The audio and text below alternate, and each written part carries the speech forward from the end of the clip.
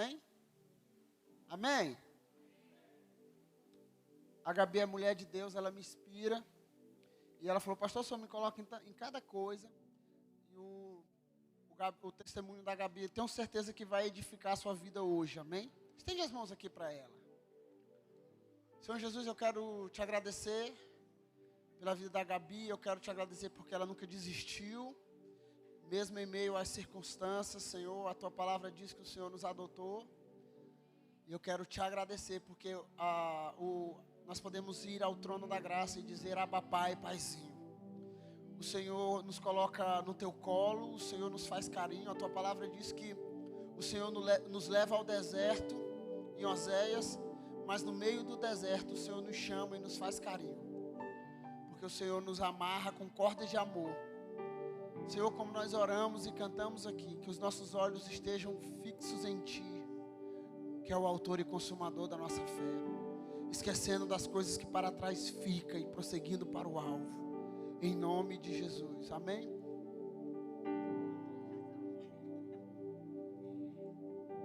Amém. Precisa mais pregar, não? Tá bom já. Na verdade, eu não vou pregar, espero eu não me estender. Boa noite. Boa noite. Graça e paz, povo de Deus. Meu nome é Gabriela, como o pastor falou. Eu tenho 21 anos. 23. Eu sou da rede da Teca, Face a Face. Eu sou discípula da Rebeca Chami. E eu sou namorada do Igor. E eu estou aqui para contar um pouco da minha história. Eu queria primeiro agradecer ao pastor Jones e à pastora Carol pela oportunidade.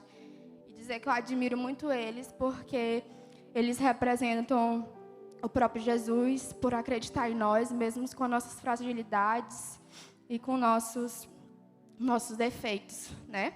Muito obrigada, homem de Deus. E antes de eu começar meu testemunho, eu vou ser bem breve, eu espero, mas não me responsabilize. Eu queria falar para você entender meu testemunho sobre altares. Engraçado que Deus estava me falando muito sobre, me lembrando meu testemunho esses dias. Enfim. E eu queria ler rapidamente, você não precisa abrir, é jogo rápido.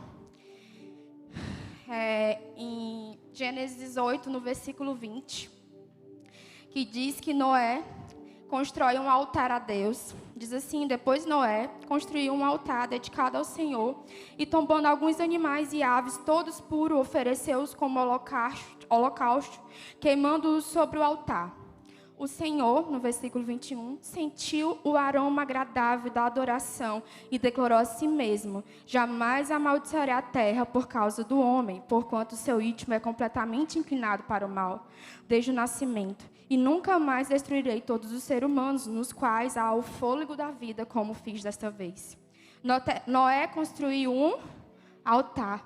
Imagina comigo Noé pegando aquele tanto de bicho, um cavalo e uma égua, uma galinha e um galo, um cachorro e uma cachorra. Imagina Noé pegando aquele tanto de bicho e botando dentro da arca. Você consegue imaginar Deus falando uma coisa absurda para ele, fora da realidade, porque não tinha chovido até então. E Noé construiu um altar. Ok? Certo. No capítulo 13 de Gênesis, eu acredito que a maioria aqui conhece a história de Abraão. Abraão, apesar de todas as fragilidades dele, ele foi conhecido e é conhecido até hoje, estabelecido como o pai da fé na história da Bíblia. E Deus chamou Abraão do meio da parentela dele, de onde era um lugar que ele era confortável, para o meio de uma geração e uma nação que ele não conhecia, um lugar que ele não conhecia. E ele obedeceu ao Senhor, e no capítulo 13, versículo 4, diz... Não, no capítulo 12, no versículo 8, diz... No versículo 7, então o Senhor apareceu a Abrão e lhe prometeu, e a tua descendência lhe darei esta terra. Abraão construiu ali um altar dedicado a Yahvé, porquanto ali o Senhor havia aparecido e falado com ele. Ele construiu um altar. No capítulo 13, no versículo 4, diz que Abraão, ele foi para distante do seu primo Ló, sobrinho Ló, Um foi para um lado e outro para o outro, porque a terra que eles estavam não estava suportando a expansão deles. E no versículo 4 do capítulo 13 diz que Abraão voltou ao altar que ele mesmo havia edificado e adorou a Deus, invocando o nome do Senhor. E por último, no versículo 18 do capítulo 13, então Abraão mudou com todas as suas tendas e foi estabelecer-se própria região sagrada dos carvalhos de Mamré, na cidade de Hebrom, onde construiu um altar dedicado ao Senhor. O meu testemunho, a minha vida, até aqui, eu acredito que até a volta de Cristo, ela é uma trajetória de construção de altares. O altar, para quem não sabe, é um lugar elevado em que se oferecem sacrifícios ou se queima incenso em adoração ao verdadeiro Deus. Altar é um lugar onde se levanta um incenso ao Senhor. Todas as vezes que um altar foi levantado, as pessoas entregaram algo ao Senhor e subia como um aroma suave ao Senhor. Você deve estar se perguntando isso, mas essa menina não veio para falar da vida dela. Mas é porque eu preciso que você entenda que altar tem a ver com lugar de entrega. Um altar, para ser construído, ele precisa levantar um incenso que chegue às narinas de Deus e o agrade. Então, voltando, como eu expliquei, a minha vida ela é uma construção de altares. E você já parou para pensar que os grandes homens de Deus da Bíblia, eles tinham fragilidades, aqueles que marcaram a Bíblia de forma extraordinária, eles eram frágeis, mas eles eram extraordinários. E é assim que eu me sinto na presença de Deus.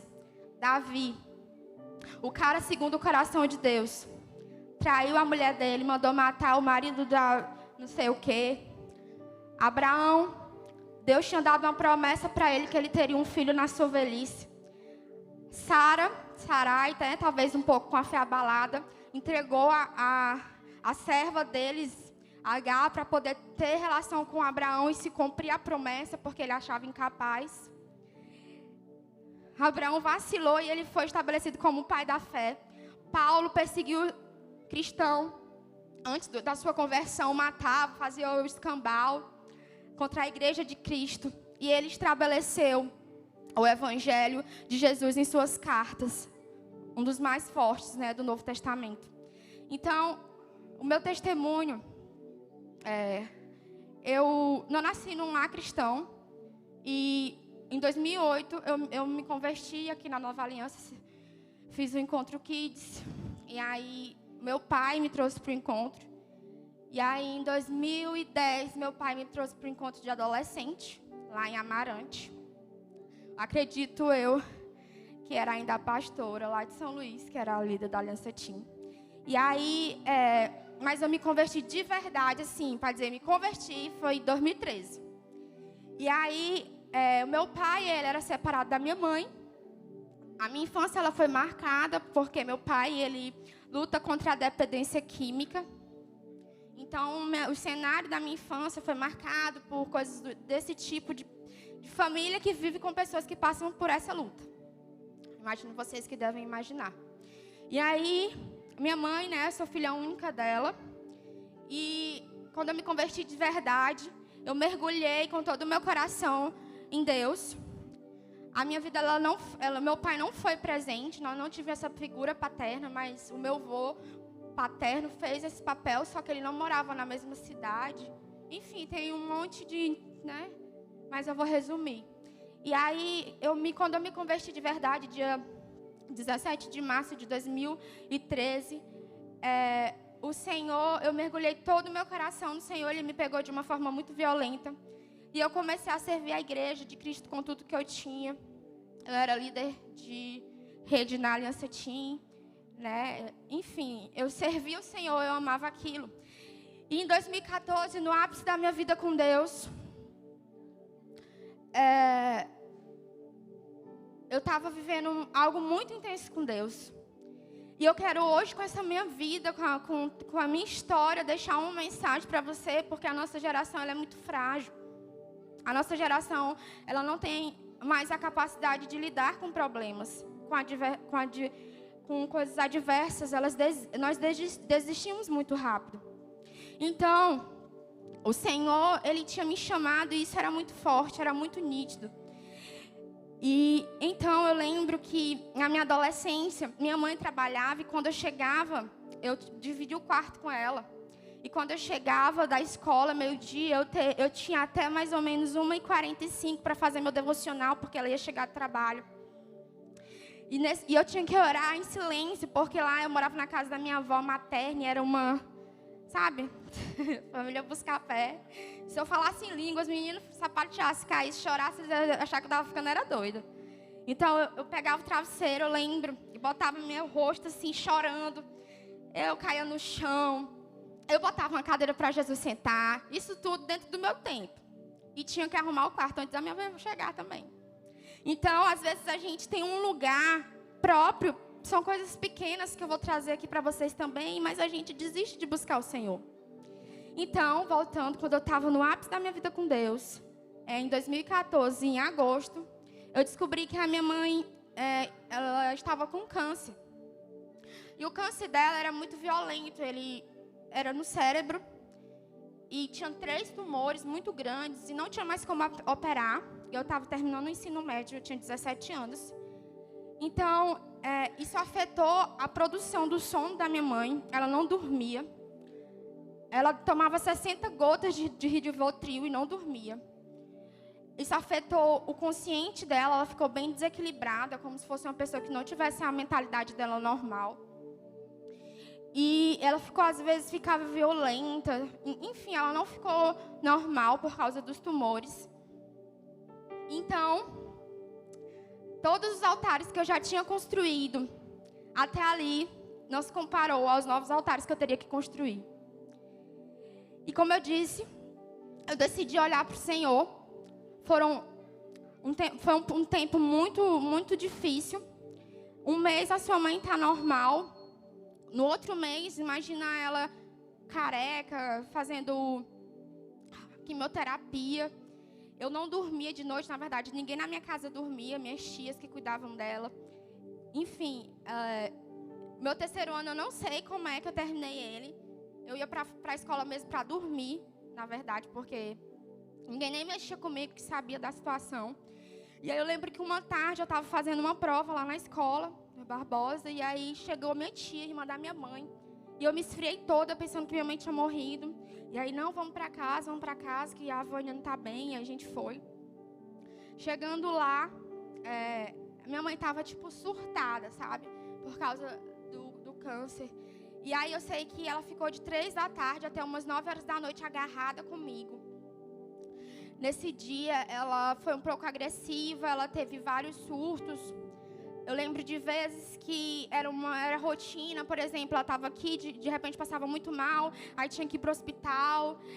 Eu lembro de outra vez que que eu dormi no São Rafael, e ela surtou lá, e ela puxou meu cabelo, porque, na verdade, o tumor estava deixando ela muito descontrolada.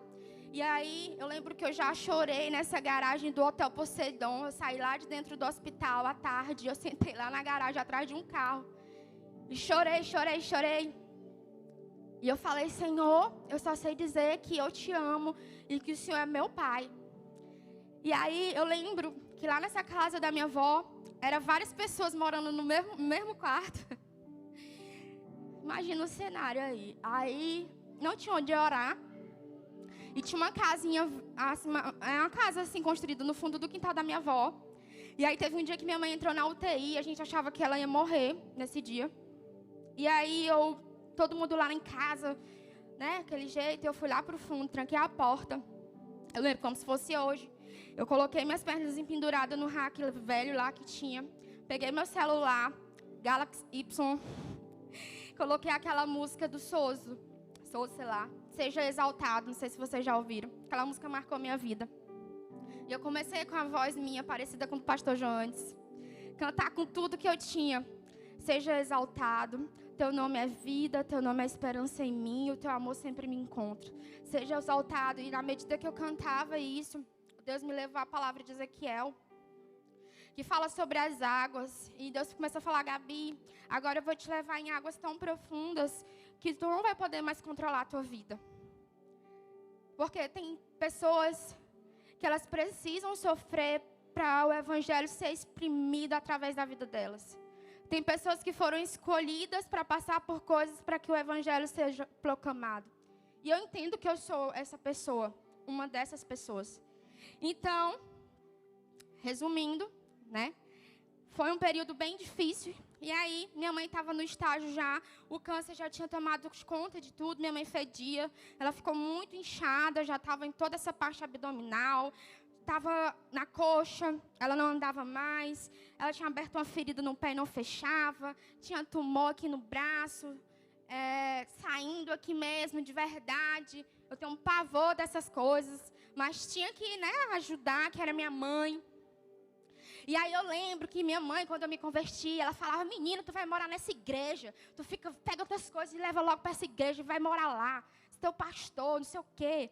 E aí minha mãe tinha se convertido antes da doença, mas aí eu lembro que uma vez eu fazendo devocional com ela falou para mim chorando: Gabi, hoje eu entendo porque tu queria tanto estar na igreja. Porque tu queria tanto se entregar para tudo isso. E aí, eu, na fé, ninguém nunca tinha dado uma palavra que minha mãe ia ficar curada. Mas eu na fé, né? A fé, né, move montanhas. E aí eu jejuei tudo que eu tinha. Tudo que eu não tinha também. Jejuei, fiz tudo que vocês imaginar, porque, né? E aí teve um dia que teve um culto aqui, que um homem de fora pregou, não sei, não me lembro quem é. E ele disse assim: Deus está falando que Ele está chamando para pessoas nesse lugar que precisam entregar tudo para o Senhor e construir um altar para Ele. E eu comecei a me tremer, eu acho que Deus está falando comigo, mas eu não quero ir. E o Senhor: Gabi, eu preciso que você me entregue tua mãe. E eu falei: não, Senhor, tem tantas coisas que o Senhor pode levar, mas minha mãe, eu sou filha única, Senhor. O Senhor sabe que onde minha mãe vai, eu vou atrás, que ela é eu e ela e eu. E o Senhor: Gabi, eu preciso que você me entregue tudo. Eu vim, me ajoelhei, entreguei tudo. Na semana seguinte, minha mãe faleceu. Minha mãe foi o maior Isaac que eu já entreguei. Só que diferente de Abraão, Isaac não voltou para casa. E aí, no dia que minha mãe morreu, eu não estava aqui, eu estava em Amarante, na casa do meu avô, porque a minha tia tinha deixado os filhos dela lá para cuidar dela aqui, e eu tive que ir para lá ajudar a cuidar dos filhos dela. E aí eu lembro que nessa semana eu estava fazendo um propósito, eu acordava todo dia 3 horas da manhã para orar, né, pela minha mãe. E nesse dia ela morreu de uma quinta para sexta, ou de uma sexta para o sábado, não lembro, de dia 12 de março de 2015, foram 8 meses. E aí, nessa noite que ela morreu, eu não acordei. Não sei, eu não vi o despertador, eu sei que eu não acordei de jeito nenhum. Quando eu acordei de manhã, estava todo mundo ao redor da cama. Eu acho que estava dormindo até com a Daniela. E aí meu pai falou que minha mãe tinha falecido. Eu fiquei sem reação. Fui para dentro do banheiro, peguei minha Bíblia. Sentei perto do vaso. Eu falei: Senhor, fala comigo. Pai, abri. Abri em Salmos 18, no versículo 28, fala assim: Tu, Senhor, conservas brilhando a minha luz. O meu Deus transforma em luz as minhas trevas. E eu falei: Senhor, o Senhor está comigo. E Deus falou: Gabi. Eu falei: Senhor, o que o Senhor pensou quando o Senhor me criou? O Senhor pensou em me criar para mim ficar órfã? O Senhor sabe qual é a minha realidade. O Senhor falou: Gabi, em toda a terra da Gabi, eu vou ser o pai e a mãe dela.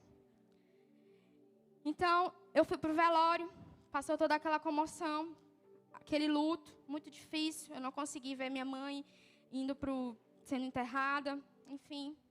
Foi a maior dor que eu já senti em toda a minha vida. Parecia que alguém tinha aberto um buraco aqui e estavam tirando todos os meus órgãos. E minha tia e minhas 2 tias que estavam com a minha mãe falaram que na hora que ela estava morrendo, quando está agonizando, ela delirando, chamando meu nome, e chamava meu nome, e aí uma hora ela ficou lúcida. E ela falou assim: eu estou vendo anjos aqui, Valquíria e Neide, estou vendo anjos, tem anjos muito grandes aqui, tem uma luz muito forte. Meu Deus, Deus é bom em todo tempo. Chegou a minha hora, e Deus é bom em todo tempo. E aí ela fechou os olhos, e foi assim que minha mãe faleceu. E aí, fiz um altar, eu tive que decidir continuar. Eu tive que decidir olhar para as circunstâncias, olhar acima das minhas circunstâncias. Então, depois disso, toda aquela questão do meu pai, né? Eu comecei a desenvolver, 2 anos depois, umas doenças psicossomáticas, talvez oriundas de toda a minha história. Eu dei início de depressão, desenvolvi síndrome do pânico, ansiedade, fui para o psiquiatra. Novamente, no ápice na minha vida com Deus. E eu continuei, eu nunca deixei de fazer nada, nenhuma obra do Senhor e nada. Só que nós somos frágeis. E aí, eu fui fazer tratamento psiquiátrico, tomar remédio. Eu fiquei muito mal, pensava que eu ia morrer. Era um desespero. Era uma coisa que eu não desejo para ninguém. Quem passa por isso, ou passou, sabe do que eu estou falando. E aí, eu quero dizer para você, você deve estar se perguntando como é que você fala disso sem chorar. É porque isso se chama cura de Deus. E aí, quando minha mãe faleceu, desde quando ela faleceu até aqui, vai fazer 5 anos, tudo na minha vida veio em dobro. Nunca me faltou nada. O Senhor, realmente, Ele é o nosso Abba. E desde lá, eu tive que construir altares ao Senhor. Isso você não consegue passar sozinho. É necessário o corpo de Cristo. Tiveram pessoas que acreditaram em mim. Na época, os meus pastores, pastor Júnior e pastor Stephanie, eles me tiraram de um lugar que eu nunca sairia sozinha, de um luto, enfim. Então, eu passei na faculdade no ano que minha mãe morreu. Na faculdade federal, vou terminar agora, no meio do ano, direito. Como? Eu não sei. Eu trabalho num lugar que eu passei num seletivo que era uma vaga para 25 pessoas disputando e já tinham advogados formados, etc. Como? Eu não sei. Deus me deu um relacionamento com uma pessoa que é uma pessoa que reflete Jesus na minha vida. E é bom para mim. Como? Eu não sei. Deus me deu pessoas para caminhar e acreditar em mim. E eu nunca estive só. E eu lembro que uma vez, o Espírito Santo, eu estava em casa, eu morava com outra menina. Quando minha mãe faleceu, eu fui morar com uma amiga minha da igreja. E aí ela passava o dia sozinha e eu almoçava muito só. Aí um dia eu chorando, né, naquela vida de sair da adolescência para a juventude, mal sabendo sobreviver e cozinhar. E eu falei, Senhor, eu não quero mais almoçar só, que tristeza. E aí Deus, bota uma música aí no teu celular, Gabi. Aí eu coloquei, né, aquela música da Laura Sogueles. É mais real do que o ar que eu respiro, do que o ar em meus pulmões. E eu botei um prato para mim, um prato para o Espírito Santo. Sentei na mesa. E Jesus, eu vou almoçar contigo, Gabi. Foram muitas experiências, porque Deus sabia que eu precisava disso para sobreviver. Eu tive que construir altares. E a nossa geração precisa construir altares. Sabe o que Deus me disse? Gabi, o que impacta uma vida de outra pessoa. Porque muita gente tem noção de constância, é uma pessoa que está sempre no ápice. E é isso que eu aprendi com o pastor Jones, com a pastora Carol. Que o que impacta a vida de pessoas é a história da pessoa. O que impactou Abraão não foi o fato de Abraão ter gerado Ismael com a serva dele. O que impactou Abraão foi toda a história dele de fé. Um momento meu não define quem eu sou. Dentro da minha história, eu tive muitos momentos que eu achei que eu tinha desistido. Na minha cabeça, eu pensei que eu tinha desistido. Mas não. O que impacta as outras pessoas é a minha história, é a sua história. É aquilo que você expressa para os outros. Porque as pessoas estão cansadas de vir na igreja, ouvir alguém e ir para casa. Elas querem ver de você, sair algo de você. O que tem na vida para essa pessoa, para ela poder continuar. Então, eu quero nessa noite dizer para você que se eu estou aqui É porque eu perseverei quando eu estava com a minha fragilidade. Eu deixei o poder de Deus atuar na minha fraqueza e Ele me fez mais forte. Eu não sou órfã, eu não tenho um espírito de orfandade sobre mim. Pelo contrário, eu me acho a pessoa mais top diante de Deus. Se você quiser se achar diante de Deus, pode se achar. Mas eu me acho muito privilegiada. Eu acho que Deus gosta mais de mim do que de você.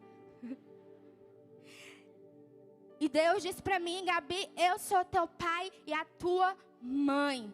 E a partir de hoje eu governo a tua vida. Eu falei: Senhor, se isso acontecer na minha vida, vai virar testemunho. Vira testemunho. As coisas que aconteceram para você não vão lhe matar. Elas não vão lhe matar. E Deus me deu uma palavra: Gabi, é acima das circunstâncias. É lá que está o meu amor. É acima das circunstâncias. Sabe por que eu perseverei? Sabe por que eu continuei? Porque eu olhava para o Espírito Santo. Porque Ele pode fazer eu perseverar. Mas eu tenho que dar o primeiro passo. Eu tenho que falar: Senhor, eu vou sim. Eu não vou parar. E na nossa geração, uma geração que ela para por tudo. E aí vieram outras situações adversas e eu atribulada. Eu pensei: menino, eu já perdi uma mãe e eu sobrevivi. Oxente, igual o pastor Leonardo. Oxente, eu já sobrevivi. Meu Deus, eu posso sobreviver agora. Sabe o que altar representa na tua vida? Quando você chega no momento da sua vida que você olha: esse aqui eu não escapo. Acabou. Você olha para trás, mas aquele altar eu construí, eu passei. Aquele altar eu também construí, eu passei. E eu não vou desistir, porque se um altar que eu construí lá atrás eu passei, agora não vai ser o meu fim.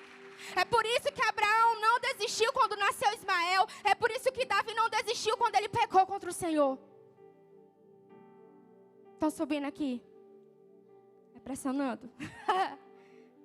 Então, eu quero falar para a Aliança Jovem nessa noite: persevere, vai virar testemunho.